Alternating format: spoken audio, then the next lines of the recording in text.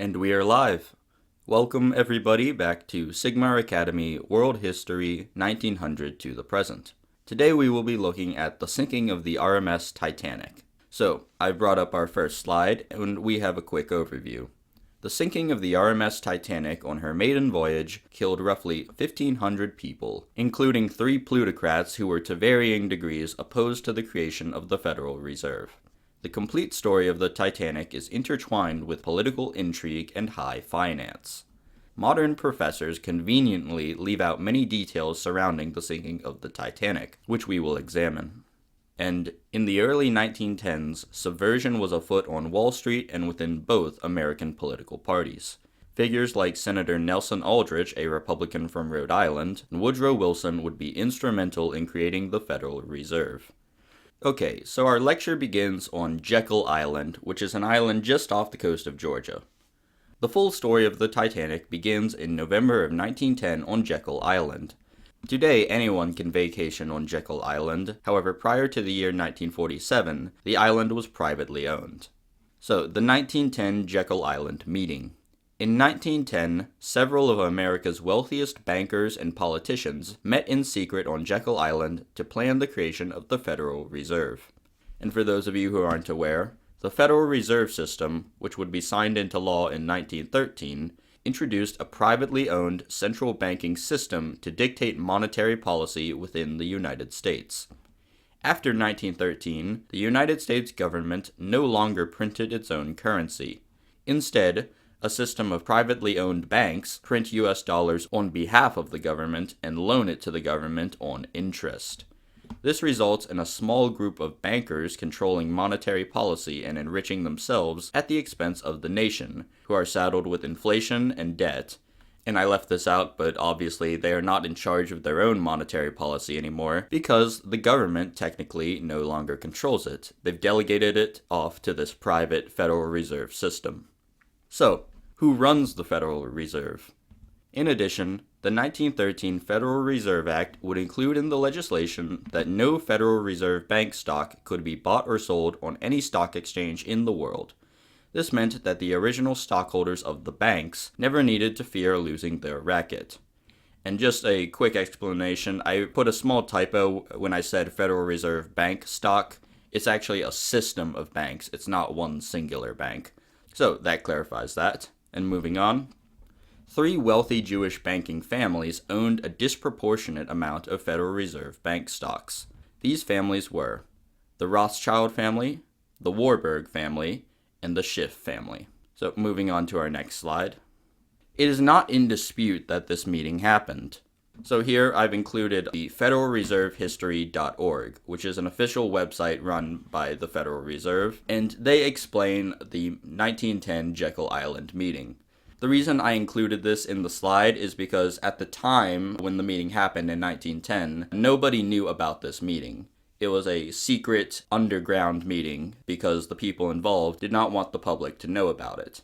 However, after the Federal Reserve Act was passed, they would go on to write about the meeting in the 1930s in their own memoirs and such, and that's how we know that the meeting happened. They openly admitted to it after the legislation was passed.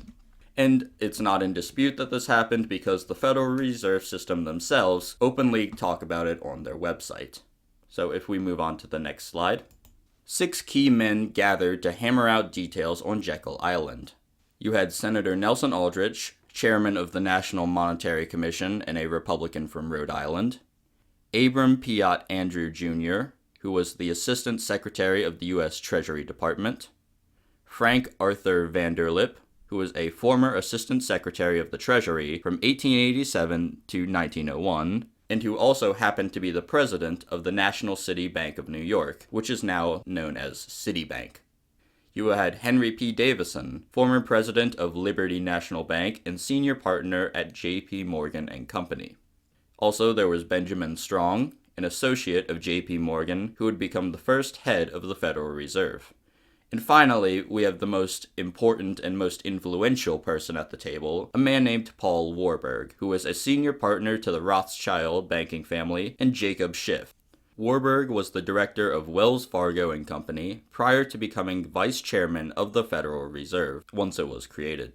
And these are pictures of the 6 main men at the table that you can see right here. So if we move on to the next slide. The purpose of establishing the Federal Reserve would be for the stockholders to form a banking cartel. A cartel is a shared monopoly in which 2 or more parties within the same industry agree to eliminate competition between themselves to control a market or an industry. In the case of the Jekyll Island group, their cartel would dominate the banking sector in America, which by 1910 was becoming an economic powerhouse that rivaled or surpassed the great European powers. So moving on to the next slide, we have a Jewish civil war in high finance. 5 of the most prominent Jewish banking families agreed upon the necessity of creating the Federal Reserve System to enrich themselves: the Rothschilds, the Warburgs, the Schiffs, the Kuhns, and the Lobes. These 5 families had reached a consensus on the matter with powerful WASP bankers such as J.P. Morgan, who also wanted a centralized banking system. However, throwing a wrench into Rothschild and Company's plan was the fact that 3 powerful American Jews dissented on forming a cartel: John Jacob Astor, Benjamin Guggenheim, and Isidor Straus. So if we move on to the next slide. Astor, Guggenheim, and Straus proved to be annoying thorns in the side of the Rothschilds, Warburgs, Schiffs, Kuhns, and Lobes. Not only did they possess massive fortunes to lobby politicians with, but they also possessed the ability to sway Jewish bankers on Wall Street in a way that WASP opponents to the Federal Reserve could not. So here we can see a picture of all 3 men. They opposed the Federal Reserve to varying degrees. Isidor Straus was okay with a centralized banking system. However, he was not on board with the specifics of how the Rothschilds wanted to go about creating it. And the other 2 men were less keen on a centralized banking system. A short note on John Jacob Astor. If you go to the early life section on this man, you'll see that it is missing the fact that he was Jewish. This was not always the case. However, we know he is Jewish because back in Germany, where his family came from, his family operated a kosher meat butchery business. And when he came to America, he would change his name to something more anglicized.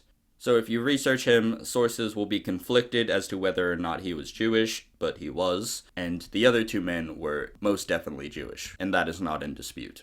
And the reason this is important is because, in the eyes of the Rothschilds, the Schiffs, the Warburgs, and people like that, they saw these people as a rival castle, to steal a term from de Juvenal. They would be able to influence Wall Street bankers, specifically Jewish Wall Street bankers, to oppose their specific central banking system that they wanted to create. And they also saw it as a betrayal. So if we go on to the next slide.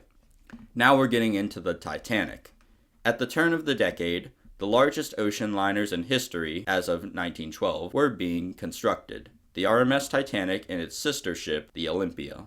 The ships were financed by none other than J.P. Morgan.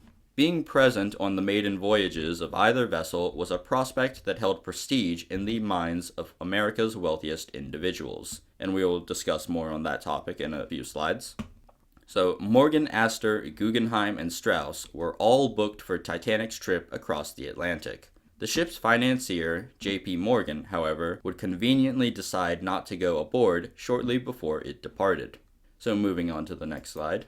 There is a picture of the Titanic. It was the largest ocean liner ever created as of 1912. Now, of course, it is certainly not the largest ship ever created. We have aircraft carriers substantially larger than the Titanic, but it was still a very massive ship, and a very beautiful ship too. And its size was only matched by its opulence. It attracted millionaires for a specific reason. It was a very luxurious way to travel across the Atlantic. So if we move on to the next slide. So all of these factors beg the question: was the RMS Titanic sunk on purpose? Mainstream media outlets such as Reuters and the Washington Post have accused anyone who answers in the affirmative of being a conspiracy theorist. However, these Zionist-run, unscrupulous media outlets also label things such as the Great Replacement as conspiracy theories. Only a fool would trust the mainstream media not to tell lies. Unlike these propaganda outlets, I desire for the audience to think independently. I will lay out the evidence surrounding the Titanic so that you may arrive at your own conclusions. Now, it's important for me to address the conspiracy theory allegations on this slide because the mainstream media outlets will accuse anyone who says that the Titanic was sunk on purpose of being a conspiracy theorist. However, we all know who runs these media outlets and what their agenda is and what their politics is, and they deny things like the Great Replacement, even as Austria is currently composed of 1/3 of foreigners. They will deny that even though Sweden used to be a near homogeneous country and is now flooded with Muslim migrants, that there is any replacement going on. So these media sources, such as Reuters and the Washington Post, tell as many lies as there are stars in the sky, and they should not be taken seriously. This is why I want to just present the evidence for you surrounding the Titanic, and I encourage you to think independently and use your own brain and arrive at your own conclusion. So if we move on to the next slide. The evidence. Why did J.P. Morgan not board the Titanic? The Titanic was the largest ocean liner ever built as of 1912. It had been declared an unsinkable ship due to its size.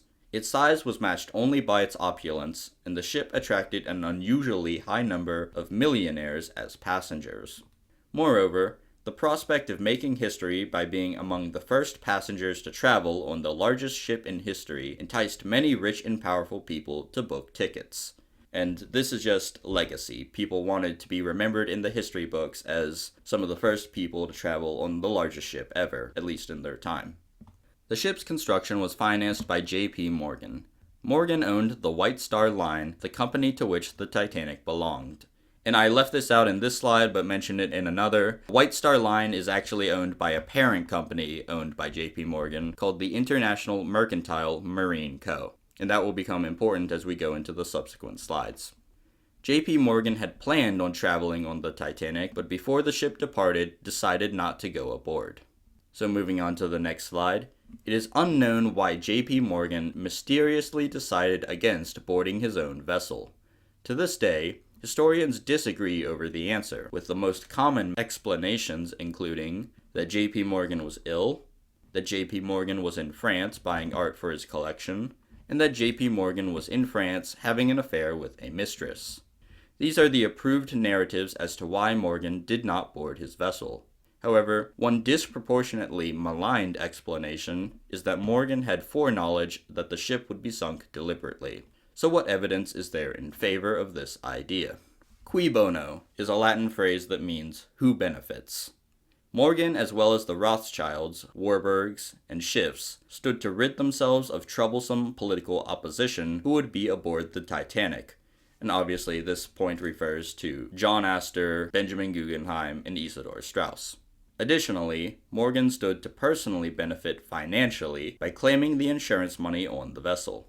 So here you can see a picture of J.P. Morgan on the left, and there is his International Mercantile Marine Company, which is the parent company that owned White Star Line, which owned the Titanic.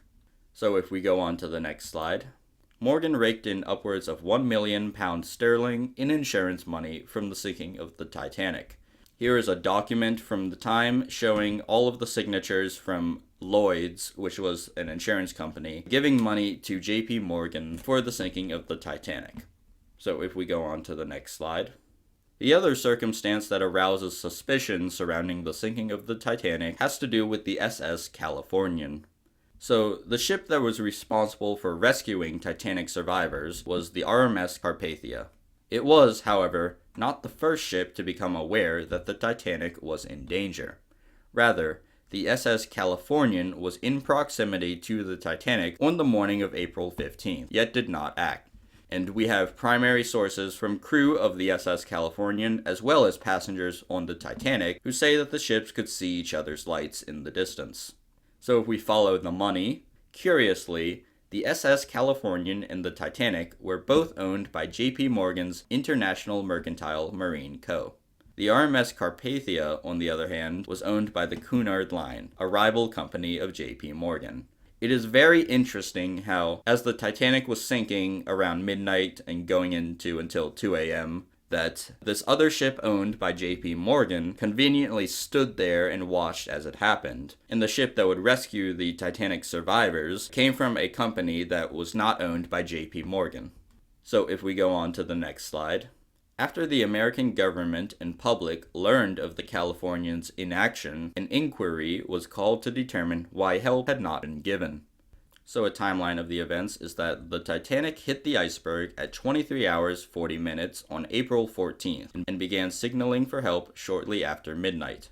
The testimonies of Second Officer Herbert Stone and Apprentice Officer James Gibson aboard the Californian revealed that by 0 hours 55 minutes on the morning of April 15th, the SS Californian's captain, Stanley Lord, was made aware that the Titanic was shooting flare rockets into the sky. At 2 hours 20 minutes, the Titanic sank. And again, here are pictures of the Californian and the Titanic. They were reported to be within distance of each other, to see each other's lights, and to see that flares were being fired up from the Titanic. So if we go on to the next slide. American reporters and government officials grilled Stanley Lord, who aroused suspicion by often changing his story during the inquiry. Fueling rumors of wrongdoing on the part of Captain Lord was the testimony of the SS Californian's crew member George Stewart. Stewart's testimony revealed that the SS Californian's scrap log, which is a log detailing daily events on the ship, had been destroyed. Stewart informed the American government that it was company policy of the International Mercantile Marine Company to destroy scrap logs daily. So it is very interesting that on ships owned by J.P. Morgan, there was conveniently policy in place to destroy the scrap logs on these ships. Meanwhile, on the Carpathia, which was not owned by Morgan, this policy was not in place. So as this was happening, Captain Stanley Lord was suspiciously tight-lipped. According to author John Hamer on page 253 of his book, RMS Olympic, when reporters asked Lord about his exact position on the night of the disaster, he refused to respond, calling such information state secrets. You can imagine how well the public responded to that, being told that inquiries into what he was doing was state secrets. So if we go on to the next slide. American authorities found that the crew of the Californian gave contradictory testimonies to that of Captain Lord. Notably, James Gibson's testimony contradicted Lord's initial testimony that he was unaware of white flares being shot into the sky from the Titanic. In the United Kingdom, a British inquiry into the disaster concluded on a document titled Circumstances in Connection to the SS Californian that had the ship provided assistance, many lives may have been saved. Despite both countries' inquiries, no formal charges were brought against Captain Lord or the crewmen of the Californian. So, these are the major pieces of evidence supporting the proposition that the Titanic was sunk deliberately. For further reading on Jekyll Island, the Federal Reserve, and the sinking of the Titanic, one may consult sources such as G. Edward Griffin's book, The Creature from Jekyll Island, Eustace Mullen's book, The Secrets of the Federal Reserve, John Hamer's RMS Olympic, as well as the 1912 inquiries into the Californians in action. And specifically, you can look at the testimonies of Captain Lord, James Gibson, Herbert Stone, and George Stewart, all of which have transcripts which are publicly available with a simple search. I do not endorse everything contained in these sources, rather they will merely point you in the right direction if you would like to learn more about this topic. So, our comprehension check. The Federal Reserve System was planned in a clandestine meeting on Jekyll Island, Georgia, which would become law 3 years later. And this is not theory, the Federal Reserve System themselves openly talk about this on their websites. 2. Prominent opposition to the bill died on board the Titanic. And 3. Evidence exists that contradicts the narrative that the sinking of the Titanic was an accident. In our vocabulary that you should be able to define are Jekyll Island, Federal Reserve System, the Rothschilds, the Warburgs, the Schiffs, a cartel, J.P. Morgan, John Jacob Astor, Benjamin Guggenheim, Isidor Straus, the Titanic, the Olympia, the Californian, Stanley Lord, and the Carpathia. So thank you all for watching. Next week we will continue on discussing the Federal Reserve System because we will be looking at President Woodrow Wilson, at least up until World War I. Wilson was not a good president, and we will go more into the Federal Reserve System in his dedicated episode. I look forward to his lecture next week, and as always, have a good day.